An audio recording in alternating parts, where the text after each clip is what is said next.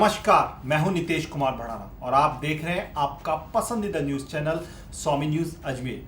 क्या है दिन की खास खबर, क्या है खबरों में खास, आइए आपको बताते हैं इस टी टाइम बुलेटिन में। स्वामी कॉम्प्लेक्स में स्थित बैंक्वेट हॉल में गुरुवार को आयोजित समारोह में नरेंद्र भारद्वाज की पुस्तक आंवले के पेड़ का विमोचन किया गया। यह कहानी कला अंकुर द्वारा आयोजित कहानी प्रतियोगिता में प्रथम स्थान प्राप्त कर चुकी है। नरेंद्र भारद्वाज द्वारा लिखित आंवले का पेड़ किताब का विमोचन किया गया। विमोचन मुख्य अतिथि पुष्कर स्थित शांतानंद उदासीन आश्रम के महंत हनुमान राम साई, स्वामी ग्रुप के सीएमडी कमल प्रकाश कृष्णानी, सप्तक संस्था के संस्थापक ललित कुमार शर्मा, साहित्यकार उमेश चौरसिया व आप हम संस्था के अध्यक्ष विष्णु अवतार भार्गव ने किया। महंत हनुमान राम साई ने कहा कि यह पुस्तक एक कहानी तो है ही, साथ ही भावनाओं का समूह भी है। इसमें व्यक्ति की विभिन्न भावनाओं की अभिव्यक्ति को रेखांकित किया है, जो सराहनीय है। कहानी जरिए लेखक ने संसार में बढ़ रही वर्तमान भोगवादी जीव प्रणाली, लेकिन लेखक की सरल और सहज माताजी का बच्चों पर कुछ अच्छा और हमेशा ईमानदार बनने का आशीष और सादगी की उपयोगिता पर सरस तरीके से प्रसंग उठाए हैं, जो सराहनीय है।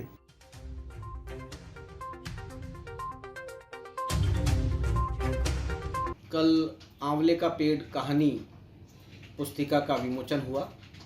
महाराज हनुमान राम साई ने उस पुस्तिका का विमोचन किया। साथ में कमल प्रकाश जी कृष्णानी, जो स्वामी समूह के एमडी हैं, वो साहित्यकार उमेश जी चौरसिया, सप्तक संस्था के अध्यक्ष संस्थापक अध्यक्ष भाई ललित कुमार जी शर्मा इस कार्यक्रम में थे मेहमानों के रूप में, और बहन पूनम पांडे जी ने संचालन किया था।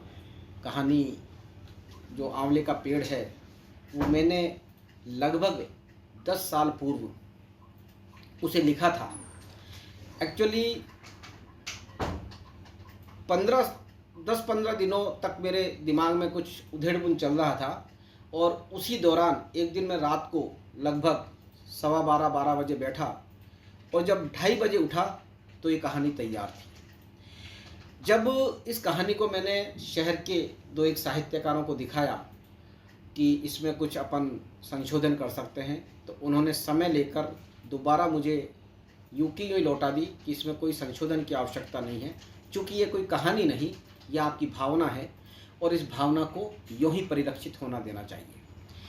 और सौभाग्य की बात है कि उसी साल जब कला अंकुर संस्थान का एक कहानी जिला स्तरीय जो कहानी प्रतियोगिता होती है, उसमें यह कहानी प्रथम आई थी। ये मेरे लिए भी गौरव की बात है कि मैंने वो कहानी लिखी और उस साल प्रथम आई।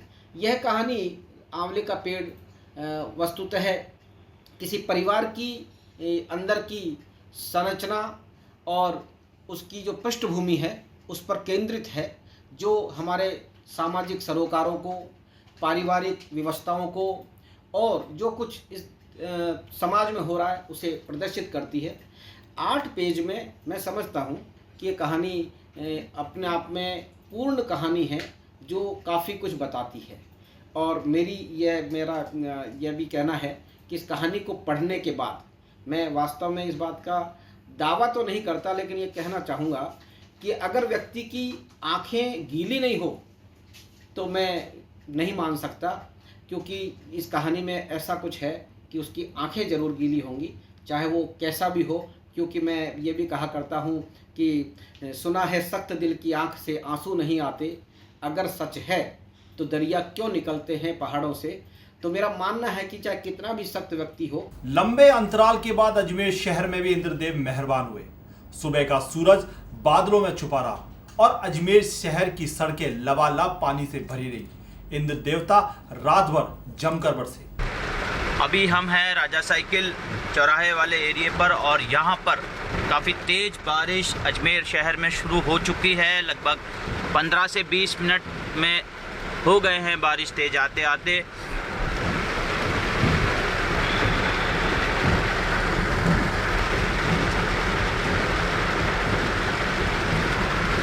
अब लगता है जैसे गर्मी से राहत अब जो है मिल पाएगी, क्योंकि काफ़ी लंबे समय के बाद, लगभग पूरा महीना भर मान लें हम, पूरे महीने भर के बाद जो है इस तरीके की बारिश देखने को मिली है। बारिश हर 1-2 दिन में होती थी, बादल बनते थे, लेकिन जो बारिश होनी चाहिए थी उस तरीके की बारिश हमारे अजमेर में नहीं हो रही थी। एक बार बारिश होकर रह गई थी, और उसके बाद आज जैसा कि गणेश चतुर्थी का पावन पर्व है, आज जो है गणेश चतुर्थी के पावन पर्व के उपलक्ष्य में ही मुझे लगता है जैसे गणपति ने, गणेश जी महाराज ने अजमेर पर कृपा बरसाई है और ये जो तेज़ बारिश है वो हमको देखने को मिली है। देखिए अभी हम पहुंच चुके हैं राजा साइकिल चौराहे पर और यहाँ पर भी काफ़ी तेज़ बारिश का नज़ारा देखने को मिला है। देखिए यहाँ पर पानी भी भर चुका है राजा साइकिल की तरफ। एक बार मैं दिखा दूँ आपको जूम करके। देखिए पानी भी यहाँ पर भर चुका है। आप कमेंट के माध्यम से बता सकते हैं आपके यहाँ पर किस तरह की तेज़ बारिश हो रही है, आप कौन सी जगह से हैं, कुछ भी बता सकते हैं आप। प्रकाश सोनी जी, जय माता दी, जय माता दी भैया। देखिए गाड़ियों की हेडलाइट्स भी शुरू हो चुकी है। सुबह के 8:20 अभी हुए हैं। देखिए स्कूल जाते हुए बच्चे भी यहाँ पर जिस तरीके से अपना बचाव कर रहे हैं, स्कूल की तरफ से रुके हुए हैं, स्कूल नहीं जा पा रहे हैं क्योंकि बारिश इतनी तेज़ है। देखिए कुछ लोग यहाँ पर भी है, बारिश इतनी तेज़ है कि देखिए एक माता पिता अपने बच्चे को किस तरह से जो है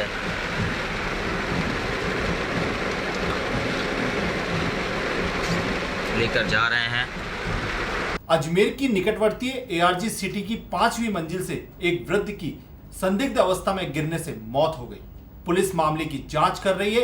ये दुर्घटना है या आत्महत्या, पूरी खबर लाइव के माध्यम से स्वामी न्यूज द्वारा दिखाई गई। एआरजी सिटी में और यहाँ पर जो है एक वृद्ध हैं, लगभग 65 से 70 साल उनकी उम्र बताई जा रही है।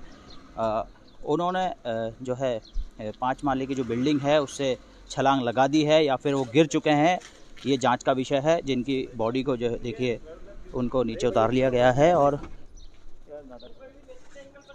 उनकी जो है बॉडी को एम्बुलेंस में रख रहे हैं। सिविल लाइंस थाना पुलिस यहाँ पे मौके पे पहुँच चुकी है। एआरजी सिटी का ये बड़ा हादसा एक सामने देखने को मिला है।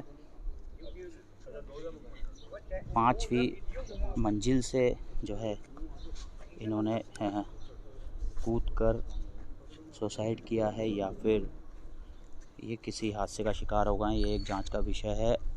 पुलिस यहाँ मौके पे आ चुकी है। एक व्यक्ति यहाँ से ऊपर से बालकोनी से गिर गया, इस पर हम आए। ARG group M503। 66 वर्ष। कारण कुछ ही नहीं, स्लिप होकर गिर गया। परिवार में बच्चा, पूरा परिवार है, पत्नी बच्चा। बकाया सब्सिडी की मांग को लेकर साथ ही दूध उत्पादकों की 14 सूत्रीय मांगों को लेकर सरस डेयरी अध्यक्ष रामचंद्र चौधरी ने केंद्रीय मंत्री अमित शाह और पशुपालन मंत्री रूपाला को पत्र लिखे, जिसकी जानकारी स्वयं डेयरी अध्यक्ष ने प्रेस वार्ता में दी। अजमेर दूध उत्पादक संघ सरस डेयरी के अध्यक्ष रामचंद्र चौधरी ने प्रेस को जानकारी देते हुए बताया कि आज ही के दिन स्वचालित प्लांट का 1 वर्ष पूर्ण हो गया है, जिसके लिए सभी शहरवासियों और जिला दूध उत्पादक समितियों को शुभकामनाएं दी जाती हैं। उन्होंने जानकारी आगे देते हुए बताया कि सरस डेयरी अजमेर द्वारा गृह मंत्री और सहकारिता मंत्री अमित शाह को बकाया सब्सिडी के भुगतान के लिए एक पत्र भी लिखा गया है। यह सब्सिडी कुल 50 करोड़ रुपए से ज्यादा की है। साथ ही केंद्रीय पशुपालन मंत्री पुरुषोत्तम रूपाला को भी एक पत्र लिखा गया है, जिसके माध्यम से दूध उत्पादकों की ज्वलंत समस्याओं के समाधान के लिए केंद्र सरकार से अपील की गई है, जिसमें जीएसटी संबंधी समस्याएं व पशुपालन, पशु क्रेडिट कार्ड संबंधी समस्याएं समेत कुल 14 सूत्रीय मांगे रखी गई हैं। ये हमारे लिए, आपके लिए, दूध उत्पादकों के लिए, उपभोक्ताओं के लिए बहुत ही ऐतिहासिक दिन है कि आज के दिन जो है नया प्लांट 320 करोड़ का प्रारंभ ट्रायल उसकी शुरू की थी, वो चालू हुआ और वर्ष भर में उसने कितने नए आयाम स्थापित किए हैं। उसमें जो प्रमुख बातें मैंने आपसे बताई थी पहले, इस संबंध में हम भारत सरकार से भी उम्मीद कर रहे हैं कि वो हमारे 3-4 बिंदु जो महत्वपूर्ण है उसके ऊपर ध्यान दें। भारत सरकार कृषि के सभी उत्पाद के ऊपर समर्थन मूल्य देती है, पर पशुपालकों के बेचारे गरीब दूध के ऊपर वो कभी सोचती नहीं, जो कि इनकी कृषि की टोटल रेवेन्यू में इसका बहुत बड़ा योगदान है दूध उत्पादन क्षेत्र का। और भारत दुनिया में पहला नंबर है, बिना इनका कोई ज़्यादा समर्थन मूल्य दिए भी जो है पहले नंबर पे चल रहा है उत्पादन में। तो आने वाले टाइम में मांग करें कि दूध का जो है समर्थन मूल्य देवे। एक गब्बर सिंह टैक्स लगाया दूध के उत्पाद पे, उसे हटाया जाए, उससे बहुत व्यापार में ज़बरदस्त कमी है। और तीसरा उन्होंने जो बैंकों के माध्यम से जो हम भुगतान करते हैं समितियों को, उस पर 0.1% जो है 50 लाख का टर्नओवर होते ही 0.1% टैक्स लेते हैं, उसे जो है समाप्त करें। और उन्होंने पैन कार्ड जिस समिति के सचिव के पास नहीं है उससे 5% टैक्स ले रहे हैं, तो उसको आउट किया जाए।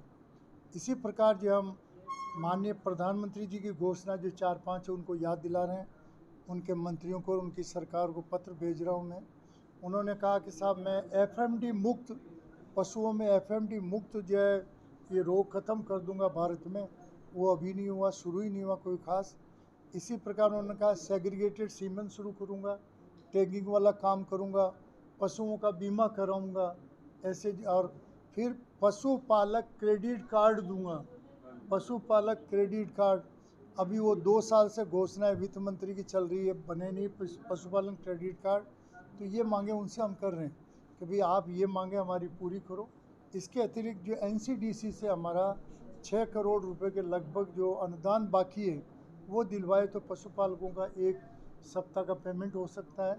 और उस पर दुख की बात है, नहीं मिलने तो कोई बात नहीं, उस पर 11.5% हमको इंटरेस्ट देना पड़ता है। वो 6.5 करोड़ देंगे तो वो भुगतान में कमी आएगी उनको जो दें। वैसे उनका लोन केवल 164 करोड़ का ही ऋण मिला इस 320 करोड़ के प्लांट में। बाकी सब अजमेर ज़िले के किसानों ने अपने स्तर पे इसमें मतलब जो है इन्वेस्टमेंट किया। तो 164 करोड़ में से हमने 49.20 करोड़ 3 किस्तें 16 करोड़ 40 लाख की चुका दी, 16 करोड़ की। और 48 करोड़ उस पर ब्याज चुका दिए 4 साल में। एनसीडीसी हमारी किस्त बची हुई दे दे तो उनको बहुत धन्यवाद है। इसी प्रकार हमारा जो है कोरोना महामारी आने के कारण हमारा प्लांट का जो 1 साल बहुत संघर्ष का कार्यकाल रहा। पहले कोरोना होने से 8 पेमेंट हम पीछे हो गए थे, क्योंकि 2-3 महीने तक बाज़ार में बिक्री टोटल व्यापार बंद हो गया था। इसी प्रकार इस कोरोना में भी 8 पेमेंट अभी ड्यू हो गए थे, अब 7 है आज की तारीख में। परंतु हम दीपावली तक सारा पेमेंट पशुपालकों को कर देंगे। इस हेतु हमने जो है महाराष्ट्र में और दूसरी जगह भी जो दूध का व्यापार चालू किया है, मैं एमडी साहब से कहूँगा कि वो इसके बारे में आपको थोड़ा विस्तार से बता कि नया प्लांट लगने से। वो आप कह रहे थे ना कि हम सांकेतिक हड़ताल भी करेंगे। हाँ, ये यदि सरकार हमारी नहीं सुनेगी तो हम सोच रहे हैं 14 नवंबर 2 अक्टूबर कोई ऐतिहासिक दिन भारतवर्ष का सोचेंगे। और या 26 जनवरी को तो अच्छा नहीं लगता, 15 अगस्त बीच में एक दिन हम जो है दिल्ली में जो है वहाँ जा कर के सांकेतिक 2 घंटे 4 घंटे पूरे देश के किसानों को बुलाएंगे, पशुपालकों को, और उसका ध्यान आकर्षित करेंगे। साथियों, सबसे पहले तो गणेश चतुर्थी की आप सभी को बहुत बहुत शुभकामनाएं। आज का दिन और भी ज़्यादा शुभ हो जाता है तो पिछले साल गणेश चतुर्थी के अवसर पर ही हमने हमारे नवनिर्मित ऑटोमेटिक प्लांट का शुभारंभ किया था। आज अवसर है ये देखने का कि पिछले 1 साल में हमने नए प्लांट से क्या क्या उपलब्धियाँ हासिल की। इस क्रम में मैं आपको ये बताना चाहता हूँ कि इस नए प्लांट का जिस उद्देश्य के साथ गठन किया गया था, वो उद्देश्य जितने भी उत्पाद इस नए प्लांट से शुरू होने थे उनका हमने संपूर्ण रूप से उत्पादन शुरू कर दिया। इस क्रम में मैं आपको बताता हूँ कि हमने 1 वर्ष के अंदर लगभग 600 मीट्रिक टन वाइट बटर का उत्पादन किया है, 17 टन टेबल बटर का उत्पादन किया है, 24,000 लीटर हमने फ्लेवर मिल्क का उत्पादन किया है। और इन सब के माध्यम से न केवल हमने हमारे यहाँ पे मिल्क पाउडर का उत्पादन किया, बल्कि हमारी जो सिस्टर कंसर्न और मिल्क यूनियन है उनके वहाँ से आने वाला जो दूध है उसको भी पाउडर के रूप में कन्वर्ट करके लगभग 8 करोड़ रुपए की रेवेन्यू हमसे अर्जित करी हुई है। इस तरह से जो नया प्लांट है ये आने वाले समय में अजमेर ज़िले के जो दूध उत्पादक हैं, दूध उपभोक्ता हैं, उनके लिए एक मील का पत्थर साबित होगा। साथ ही साथ मैं आपको बता दूं कि अजमेर ज़िला दूध संघ आने वाले समय में ये लक्ष्य लेके चल रहा है, अध्यक्ष महोदय के दिशा निर्देश के अनुसार, कि संपूर्ण ग्राम पंचायत हम कवर करेंगे जहाँ डेयरी का नेटवर्क होगा, और ख़ास तौर से ग्रामीण क्षेत्रों में बूथ की स्थापना की जाएगी। ये हमें राज्य सरकार, RCDF, इन सब के माध्यम से भी हमें लक्ष्य निर्धारित हुए हुए हैं। हमें 350 बूथ आवंटन का लक्ष्य प्राप्त हुआ था, उसमें से हमने 246 बूथ ऑलरेडी अलॉट कर दिए हैं। अब आप सबके माध्यम से मैं ये उम्मीद करता हूँ कि आप ग्रामीण क्षेत्रों में प्रचार प्रसार करें कि जिन हमारे ग्रामीण भाइयों को डेयरी बूथ की आवश्यकता हो, वो अपने संबंधित ग्राम पंचायत के सचिव महोदय या सरपंच साहब से संपर्क करें, उनसे स्वीकृति लेकर के डेयरी में आवें। डेयरी उन्हें तुरंत ही ये बूथ का आवंटन करेगी, जिससे न केवल उनको रोजगार का अवसर पैदा होगा, बल्कि किसान। स्वामी कॉम्प्लेक्स स्थित प्रकाशेश्वर महादेव मंदिर में गणेश चतुर्थी के अवसर पर गणेश जी की प्रतिमा की स्थापना की गई। गणेश चतुर्थी के अवसर पर स्वामी कॉम्प्लेक्स में प्रकाशेश्वर मंदिर पर स्वामी ग्रुप के डायरेक्टर गौरांग स्वामी ने सपत्नीक भगवान गणेश की पूजा अर्चना कर महाआरती की। इस अवसर पर पंडित द्वारिका ने उपस्थित लोगों को प्रसाद वितरण किया।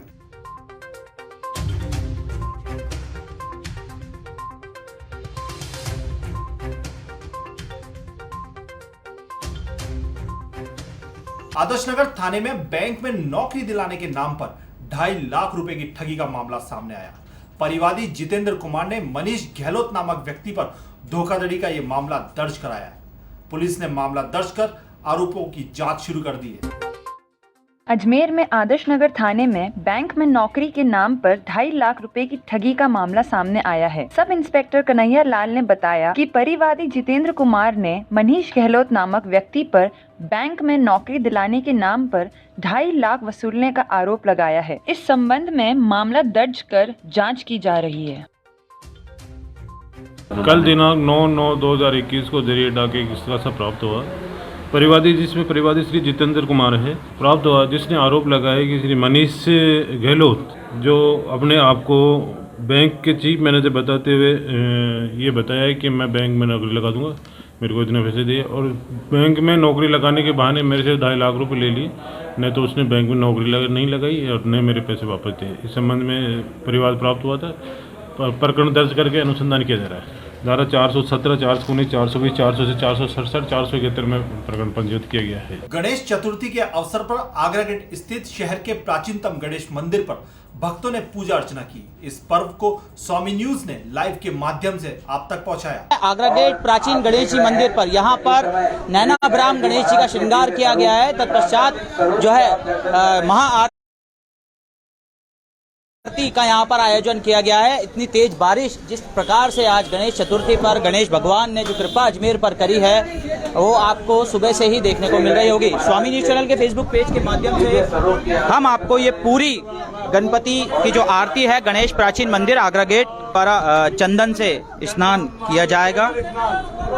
जो पंडित है घनश्याम नाथ आचार्य, उनके द्वारा और उनके सुपुत्र के द्वारा ये गणेश जी का अभिषेक किया जा रहा है। देखिए श्रद्धालु जो है, श्रद्धालुओं की भीड़ आप देख सकते हैं जिस प्रकार से श्रद्धालु यहाँ पर मौके पे इतनी बारिश में भी जो है यहाँ पर आए हुए हैं। सुबह से ही जो श्रद्धालुओं का तांता यहाँ पर लगा हुआ है। प्राचीन गणेश जी का मंदिर जो कि आगरा गेट पर स्थित है। कार्यक्रम को ये सबसे पुराने चतरे हैं, लेकिन भगवान को कुछ अर्पण हो चुका है। और देखिए गणपति जी को माला पहनाई जा रही है, उनका नैनाभ्राम श्रृंगार कर दिया गया है, उनका जो मुकुट है वो लगा दिया गया है, उनको जो इनके वस्त्र होते हैं वो भी धारण करा दिए गए हैं। और अब तत्पश्चात महाआरती का जो समय है वो हो चुका है। आप सभी श्रद्धालु देखिए ये महाराज जी का जो है मुकुट है, चांदी का मुकुट, जिसके दर्शन आप कर पा रहे हैं। चांदी का मुकुट गणपति महाराज का, अब देखिए चांदी का मुकुट उनको पहनाया गया है। नाश हो, सद्भावना हो, कल्याण हो, कल्याण हो, बदे बदे हरे हरे हरे महादेव शंभो। महाराज की आरती हो चुकी है। सभी श्रद्धालुओं से और भक्तों से निवेदन है शांति बनाए रखें और ये महाआरती देखिए प्राचीन गणेश जी मंदिर आरती हो चुकी है, आरती समापन। देखिए ये दिव्य ज्योति जो आज की आरती गणपति की जो हुई है उसके दिव्य ज्योति के दर्शन आप कर पा रहे हैं।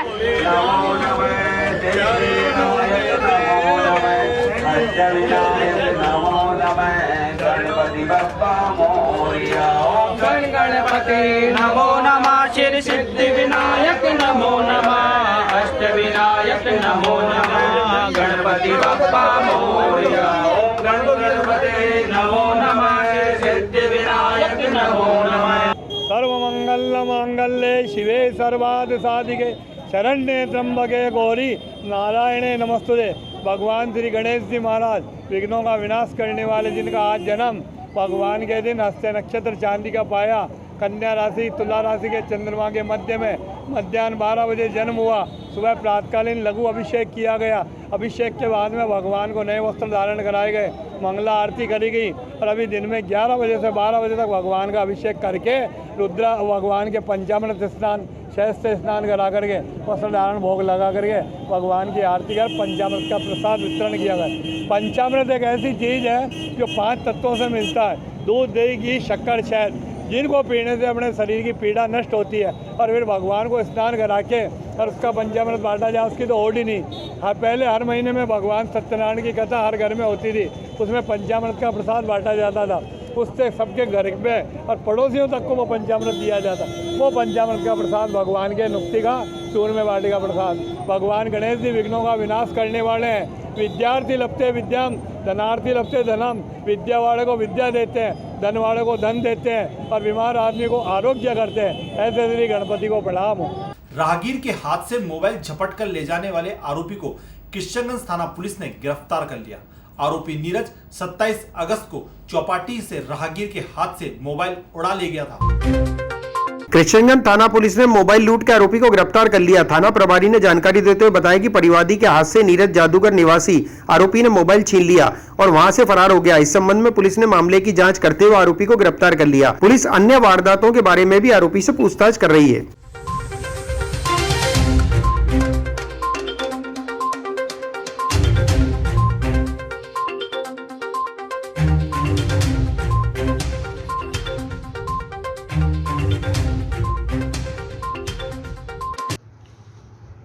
मोबाइल लूट का आरोपी है, जिसको थाना किशनगंज द्वारा गिरफ्तार किया गया है।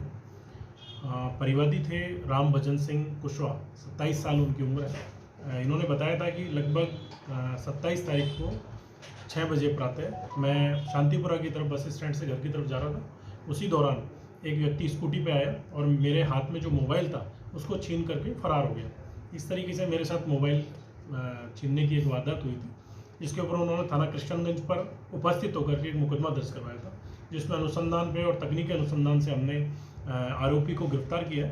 आरोपी का नाम है नीरज उर्फ छोटा नेमीचंद मेघवाल, 24 साल का है और जवाहर जादूगर का रहने वाला, सेंट थॉमस स्कूल के पास, थाना अलवर गेट। इस तरीके से इस आरोपी के द्वारा मोबाइल लूटने की वारदात हुई थी, जिस पर मोबाइल को हमने बरामद किया है और अन्य घटनाओं के संबंध में इससे अनुसंधान जारी है। पूर्व में भी इसके एक आपराधिक रिकॉर्ड रहे हैं, 3 आपराधिक रिकॉर्ड इसके चोरी के संबंधित हैं, जिनको लेकर के भी हम लगातार उससे तफ्तीश कर रहे हैं, जानकारी जुटा रहे हैं। अन्य घटनाओं के संबंध में भी इससे जानकारी जुटा रहे हैं। राजस्थान के कुख्यात अपराधी पपला गुजर को कड़ी सुरक्षा में जेएलएन अस्पताल लाया गया। हार्डकोर अपराधी पपला गुजर कुछ समय से अस्वस्थ चल रहे हैं, जिसकी जांच के लिए उन्हें गैस्ट्रोलॉजी विभाग में भर्ती कराया गया। अस्पताल में इस मौके पर चाक चौबंद सुरक्षा व्यवस्था रही।